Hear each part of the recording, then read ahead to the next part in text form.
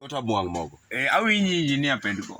Ere gimomiyo dhako makendo Mwandu walo sana. Walo koda kabisa.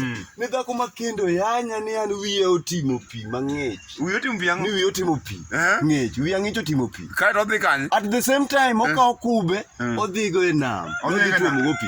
Ang'o ma mono dhako nokawo kube mondo tuomgo pi e wiya mondo wiye odong' motwo. Iwinjo? Mondo walo gi ji kabisa. Iwinjo? Anyise ni dhako nyaka ibuogi. Yes. Kata nyudak mana e ot gi kwe manade. Yes. Dhako nyalo ori kata rego. Yes. Achaya moro biro donjo e kindi kode. Kabisa. Achaya moro dhako ok en ng'ama monego agolo korgi makelo korwa. Iwinjo? Ninde gika, tete gika. Odhi choma gweng'wa. Iwinjo? Oleme gweng'u. Bwana. Iwinjo? Yien bono mode bungu ma gweng'wa. Odak e dala. Odak e dalawa. Iwinjo?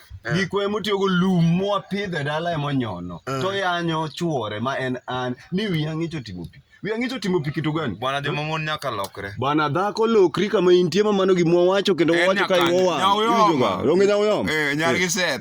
Nyawoyoma nyaka koro lokre. Nyaka koro ilokri nyawoyoma in iwuon wawuoyo kodi. Nyawoyoma wawuoyo kodi ni kapo nono ni in gi jachien mok inyal loki. To kaw muma mondo ile. Or else. Iwinjo?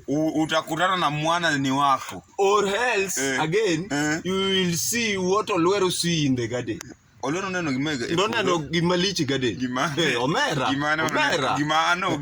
Yama wawuoyo kodi lakini this time round kiyanyo chuori ni wiyi otimo pi. Ibro yienwa ng'ama nade. Kabisa.